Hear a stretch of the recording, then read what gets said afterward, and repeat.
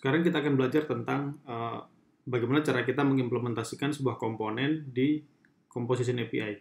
Jadi pada video kali ini kita akan membahas semua yang berhubungan dengan komponen, seperti bagaimana cara kita membuat komponen, bagaimana cara kita memanggil komponen tersebut, terus bagaimana cara kita passing data dari parent ke komponen yang lain melalui props, terus bagaimana cara kita mengakses attributes, terus kemudian ada slots, dan yang terakhir ada emit ya di komponen.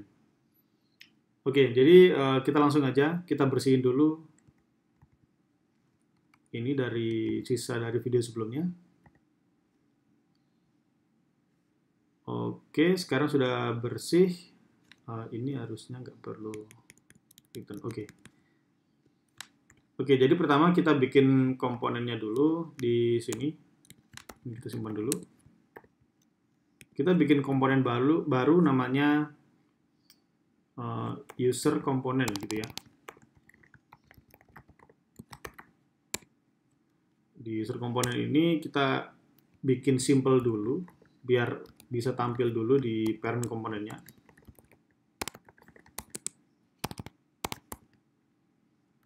Oke. Terus kemudian di sini kita kasih script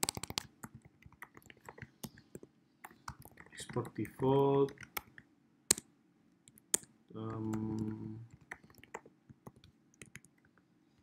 Kita kasih setup. Kemudian di sini kita import yang simple aja, misalkan ref from view. Terus kemudian di sini kita kasih misalkan message. Ini kita kasih langsung ini adalah komponen. Terus kita return message-nya. Kemudian baru kita bisa konsumsi di sini, di template. Div. Oke, ini sudah selesai. Sekarang kita mendaftarkan, kita manggil komponen ini di pair-nya, di app.view. Di sini kita langsung panggil aja import user component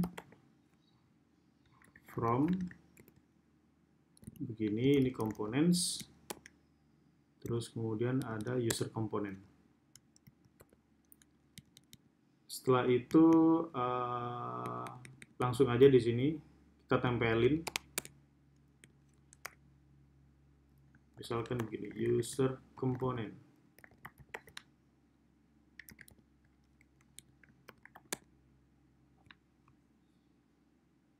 Kita coba reload dulu.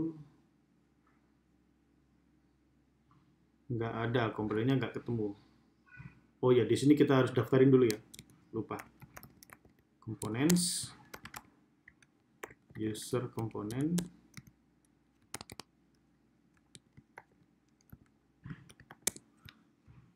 Nah, sekarang sudah berhasil. Komponen kita sekarang sudah berhasil dipanggil ke dalam parent komponen ini. Kita bagi dua aja komponennya. Sorry. Sama gini.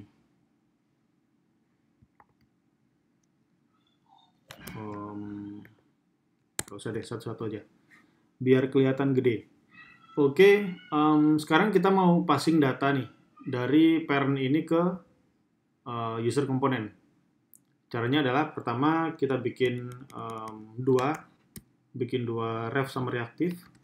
Jadi kita mau mencoba untuk passing data ref biasa, primitive type dengan objeknya ke props-nya si komponen. Jadi kita import dua ref sama reaktif. Terus kemudian di sini kita bikin satu misalkan label gitu ya.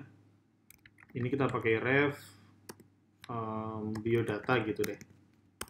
Terus untuk yang kedua kita bisa pakai yang namanya user. Ini kita pakai reaktif yang isinya objek.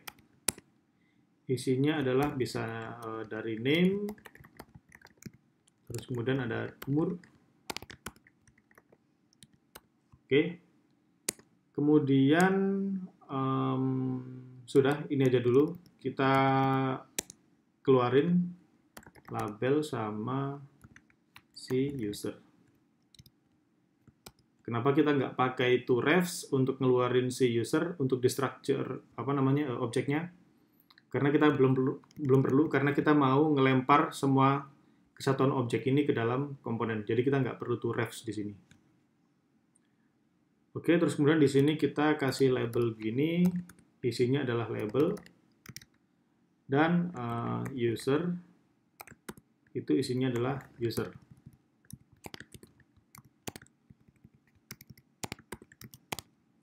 Oke, terus kemudian kita buka di bawah aja. Nah, yang di bawah ini adalah user komponen. Di sini kita pengen nerima sebuah props, dua props ya, yaitu label dan user. Jadi pertama ini adalah type-nya string, dan juga default-nya adalah teks kosong. Kemudian kita nerima juga yang namanya props user. Ini isinya adalah objek. Terus kemudian default-nya kita kasih objek kosong. Return objek kosong. Oke. Kemudian di sini yang message ini kita hapus aja ya, karena kita nggak pakai.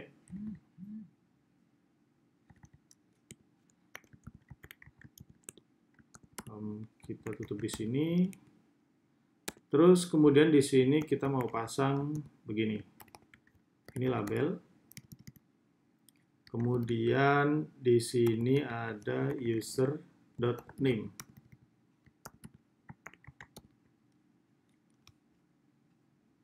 Oke, sekarang kita coba dulu. Ini message-nya harusnya kosongin dulu. Oke, sekarang sudah sukses ya. Biodata Nusendra.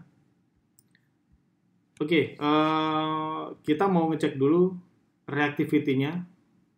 Jadi di sini di parent komponen sekarang kita mau tambahin sebuah button. Klik. Ini untuk mengubah nama misalkan. Jadi kita kasih change name. Kemudian teksnya adalah change.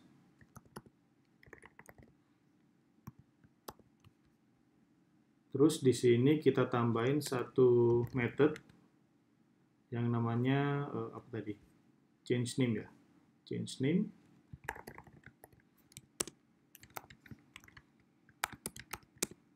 Kemudian di change name ini kita bisa ubah namanya, misalkan user.name jadi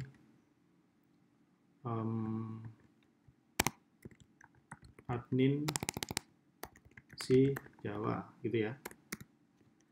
Terus kemudian ada umurnya misalkan, umur nggak usah deh, nama aja. Oke, ini sudah.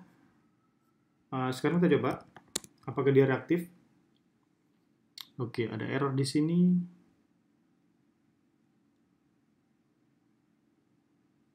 Kita cek dulu.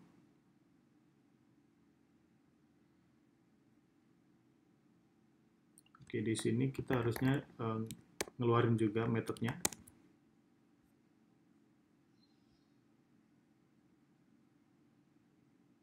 Expect expression.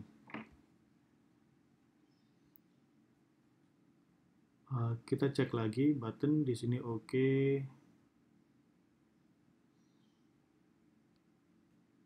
Change name user.name.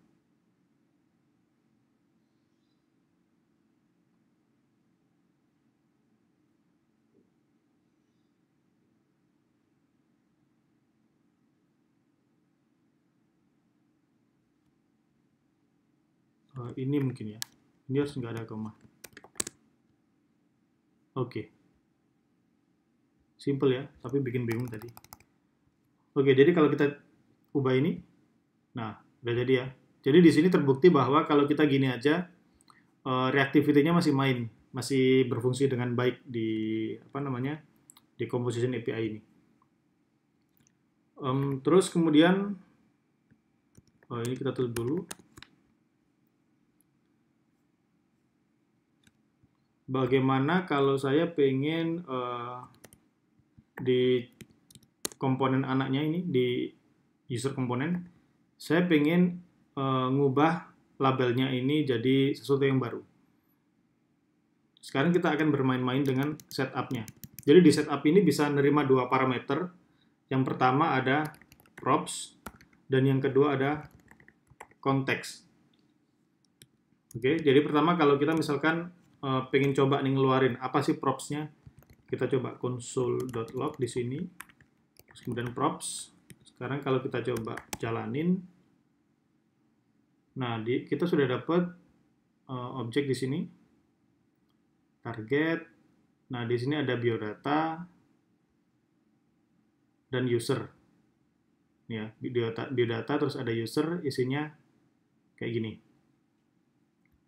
Jadi props ini kalau kita misalkan pengen ngambil props dari sini ke dalam setup, kita bisa pakai setup terus parameternya props. Terus kemudian kita bisa panggil seperti ini. Catatan aja, jadi teman-teman nggak bisa gini ya. Ini misalkan di destructure gini, propsnya. Terus kemudian ini coba dijalanin gini. Ini reactivity-nya pasti hilang nanti. Ini masih berfungsi karena dia ambilnya dari sini, bukan dari sini.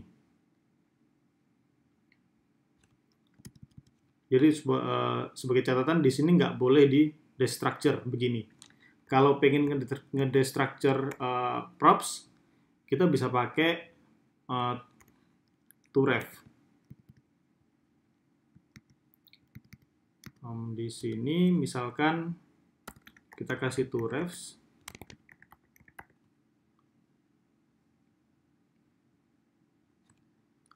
Terus kemudian ini kita kasih begini, cons. Jadi misalkan kita pengen ngedestructure ini. Jadi kalau nanti dipakai di bawahnya nggak perlu nambahin props.label atau props.user gitu. Jadi langsung label dan user. Kita pakai begini, label, terus user. Ini kita bisa pakai toRefs. Isinya adalah props. Terus kemudian kalau kita print di sini labelnya.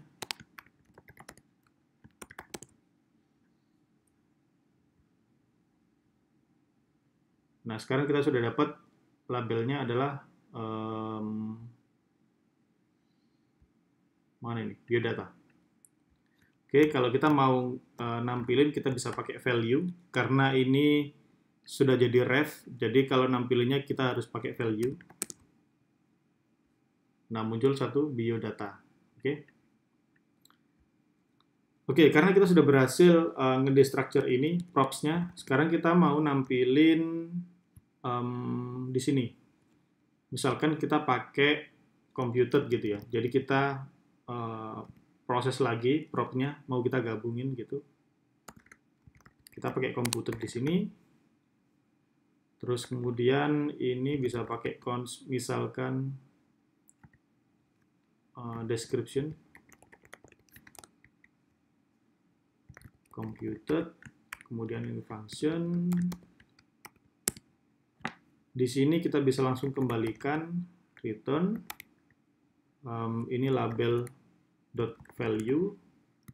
Terus kemudian ini user.value.name. Jadi kalau di video sebelumnya saya salah nulis ya.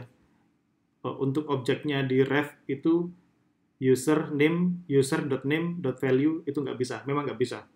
Karena yang jadi ref-nya itu kan si user. Jadi kalau kita pengen nampilin name-nya, kita pakainya user.value.name, bukan user.name.value.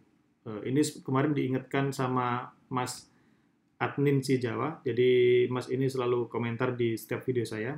Untuk belajar bareng, saya juga belajar banyak dari Masnya. Terima kasih.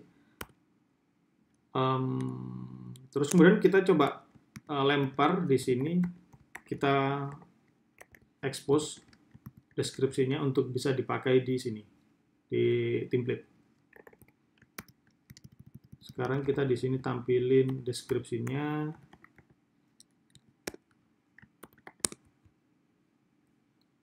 Harusnya sama ya. Kalau kita ubah, nah udah reaktif ya. Reactivity-nya udah bagus. Oke, jadi itu untuk passing data dari parent ke ke child component.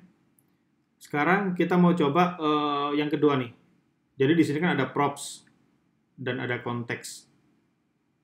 Nah, kalau konteks ini isinya adalah ada konteks attributes, ada konteks slots, ada juga konteks emit. Dan teman-teman kalau pengen ngedestructure ini jadi yang tadi ya, kita bisa pakai begini aja langsung. Ini untuk ngambil attributes, ini untuk ngambil slots, dan ini untuk kalau kita pengen pakai emit.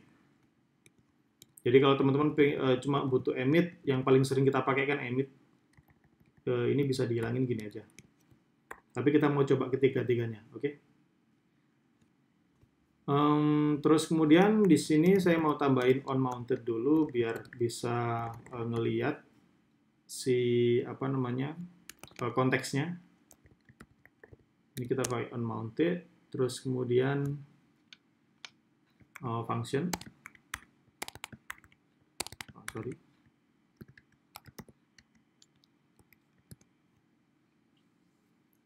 Kita langsung print aja di sini console.log. Misalkan yang pertama adalah attributes,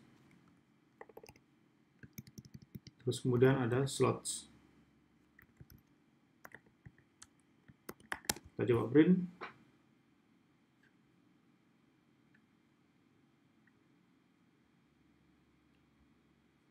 Nah, di sini masih kosong ya, karena kita nggak ngelempar apa-apa nih atributnya, slotnya juga. Jadi kalau kita lihat slot di sini, ini juga masih kosong. Oke, jadi di child komponen ini, di user komponen, kita sudah coba untuk ngeprint atribut dan slot. Sekarang kita coba lempar atributnya dari parent komponennya. Di komponen user komponen ini, kita mau ngelempar misalkan kelas ya. Kita mau ngelempar kelas, misalkan kelas aktif gitu. Terus misalkan kita pengen ngelempar atribut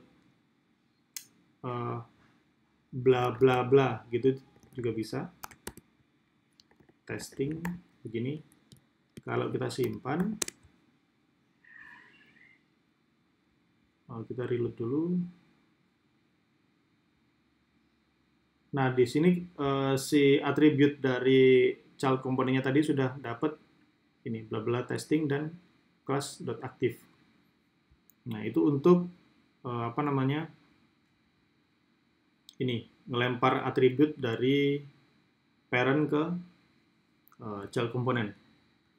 Terus kemudian untuk slotnya kita bisa pakai begini, karena ini slot, ditutup begini.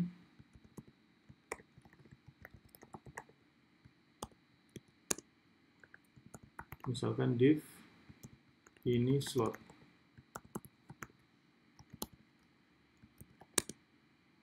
Nah, sekarang kita ngirim slot. Kalau kita lihat, kita refresh dulu. Untuk slotnya, nah sekarang ada isinya ya. Default function render with context, bla bla bla ini. Saya juga kurang ngerti kalau bagaimana cara kita memakai slotnya ke dalam setup. Masih belum terpikirkan. Mungkin teman-teman kalau ada referensi lain yang bisa kita pelajari bareng, silakan tulis di kolom komentar. Terus yang terakhir, slot sudah. Yang terakhir adalah sekarang kita mau coba emit.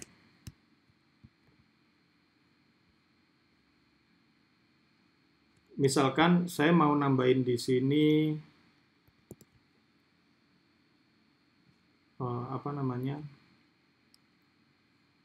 oh ini tadi slotnya harusnya muncul di sini ya, sorry. Slotnya kita tampilin. Nah, slotnya sudah masuk. Oke, sekarang ini kita kasih batas aja bahwa di bawah ini adalah slot. Sekarang saya mau nambahin button di sini untuk mencoba kita emit. Jadi kita melempar data dari child komponen ke parent-nya. Kita kembalikan sebuah teks misalkan. Di sini kita kasih klik, nama metodenya adalah submit, teksnya submit. Begini, sekarang kita mau di sini submit untuk metodenya. Terus kemudian kita mau mengembalikan emit, nama metodenya adalah submit misalkan. Terus teksnya adalah kita mau ngelempar misalkan ini adalah emit dari user component. Oke, begini kita keluarin metodenya.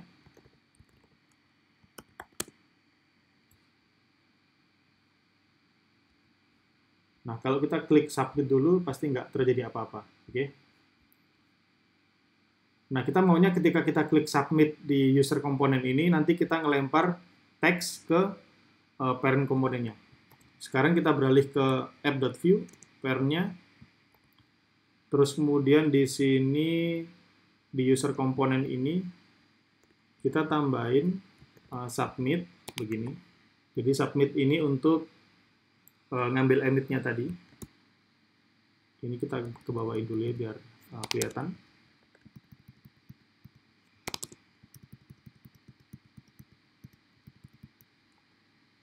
Ini nggak pakai, kita hapus aja.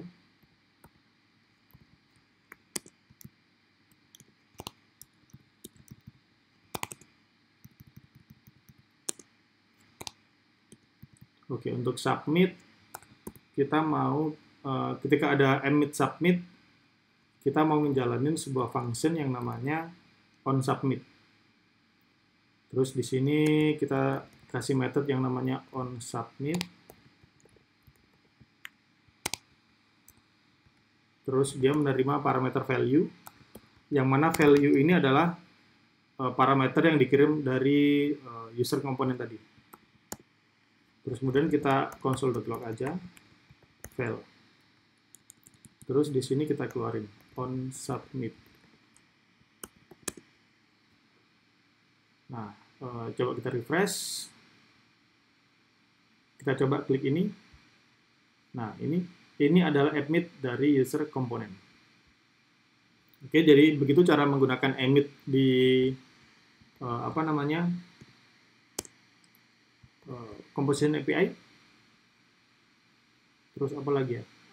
Sepertinya sudah. Jadi itu untuk video kali ini mengenai komponen di Composition API. Kita sudah belajar banyak tentang props, terus kemudian attribute, slots, emit, bagaimana cara kita passing data dari parent ke komponen A-nya melalui props, dan bagaimana cara kita melempar atau mengembalikan sebuah data ke parent komponen melalui emit. Oke, itu dulu. Kita lanjut ke video berikutnya. Terima kasih.